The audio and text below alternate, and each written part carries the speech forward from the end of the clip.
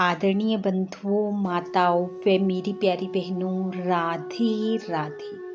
आपका हमारे इस YouTube चैनल पर बहुत बहुत स्वागत है।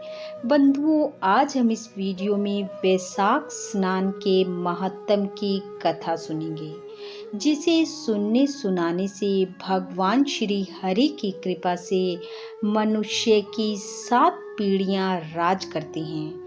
कथा सुनने के बाद यदि आप हमारे चैनल पर नए हैं तो कृपया हमारे चैनल को सब्सक्राइब करें, बेल आइकन को प्रेस करें ताकि हमारी वीडियो की नोटिफिकेशन सबसे पहले आप तक पहुंचे। वीडियो को शेयर व लाइक भी जरूर करें। बंधुओं, वैशाख का महीना भगवान श्री हरि का प्रिय महीना है। इस माह में जो मनुष्य सूर्य उदय से पहले उठकर स्नान करता है, श्री हरि की पूजा करता है, वैशाख महत्तम का श्रवण करता है, श्री हरि की कथाओं को सुनता व दूसरों को सुनाता है, यथाशक्ति अन्न जल वस्त्र धातु जौ शहद तिल दूध दही पंखे आदि का दान करता है, उसे सहस्त्र गोदान करने जितना फल प्राप्त होता है। बंधुओं, इस बार वर्ष 2021 में वैशाख स्नान का प्रारंभ 28 अप्रैल दिन बुधवार से हो रहा है, जो कि 26 मई दिन बुधवार तक चलेगा। इसलिए हम सब मिलकर भगवान श्री हरि की कृपा प्राप्त करने के लिए, अपने दुख संकटों के निवारण के लिए सच्चे मन व भाव से यथाशक्ति जप तप व्रत व दान पुण्य के कार्य करेंगे।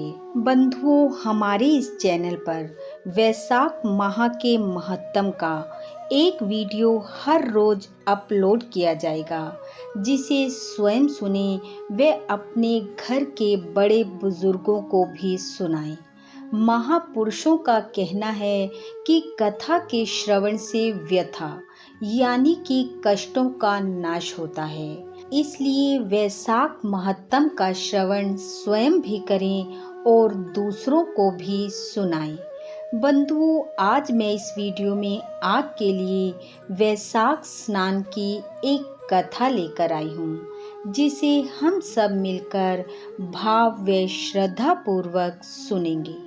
तो आइए सुनते हैं कथा। एक बार ब्रह्मपुत्र श्री नारद जी से राजा अम्बरीश ने कहा कि हे नारद जी, आप मुझे वैशाख स्नान का महत्तम सुनाएं। राजा अम्बरीश के प्रश्न के उत्तर में नारद जी ने बताया, हे राजन, प्राचीन काल में इक्ष्वाकु वंश में एक शूरवीर धर्मात्मा दानी और शत्रुओं पर विजय पाने वाला राजा हुआ करता था। यद्यपि वह राजा धर्मात्मा और दानी था, परंतु इसके बावजूद भी उसने कभी जल का दान नहीं किया था। जल का दान न करने के कारण मृत्यु के उपरांत वह 3 जन्म तक चातक की योनि में रहा। उसके बाद एक जन्म में गिद्ध और 7 जन्म तक उसने कुत्ते की योनि भोगी। उसके पश्चात मिथिलापुरी के राजा श्रुतकृति के महल में वह छिपकली योनि में उत्पन्न हुआ। वह राजा श्रुतकृति के महल की चौखट पर बैठकर कीड़ों को खाता रहता था। इस प्रकार उसे 87 वर्ष बीत गए। एक बार श्रुतदेव ऋषि के राजमंडल में आने पर राजा ने उनका बड़ा सत्कार किया। मधुपर्क आदि से उनका पूजन करके उनके चरण धोकर अपने माथे पर उस जल को लगाया। माथे पर जल लगाते समय उस जल की एक बूंद छिपकली योनि में पड़े उस राजा पर पड़ गई। जल की बूंद पड़ते ही छिपकली पवित्र हो गई और उसको अनेक जन्मों का ज्ञान हो गया। वह पुकार के बोली, हे ब्राह्मण देवता, मेरी रक्षा करो। ऐसे आश्चर्ययुक्त वचन सुनकर ऋषि कहने लगे कि तुम कौन हो और तुम इतना विलाप क्यों कर रहे हो? तुम अपना दुख मुझसे कहो, मैं तुम्हारा उद्धार करूंगा। छिपकली के सारे दुखों को सुनकर ऋषि बोले, मैंने अपने ज्ञान चक्षु से यह जान लिया है कि तुम यद्यपि बड़े धर्मात्मा राजा थे, परंतु तुमने अपने जीवन में भगवान विष्णु के प्रिय महा वैशाख मास में ब्राह्मणों को जल का दान नहीं दिया। तुम कुपात्रों को ही दान देते रहे। तुमने न तो वैशाख मास में जल का दान दिया और न ही साधुओं की सेवा की। इसी कारण तुम इतने जन्मों से दुख भोग रहे हो। अतः मैं तुम पर दया करते हुए जो मैंने वैशाख मास में पुण्य किए हैं वह तुम्हारे लिए अर्पित करता हूँ। ऐसा कहकर ऋषि ने संकल्प करके वैशाख मास के एक दिन के स्नान के फल का संकल्प उस छिपकली को दे दिया।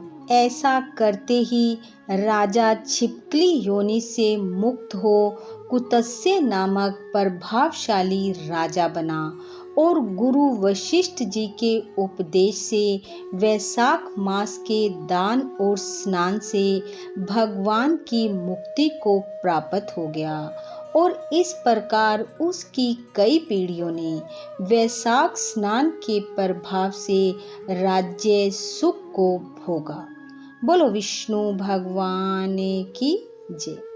बंधुओं, भगवान श्री हरि की कृपा आप व आपके परिवार पर सदैव बनी रहे। आपका घर आंगन खुशियों से महकता रहे। इन्हीं शुभकामनाओं के साथ आप सबका बहुत बहुत धन्यवाद। राधे राधे।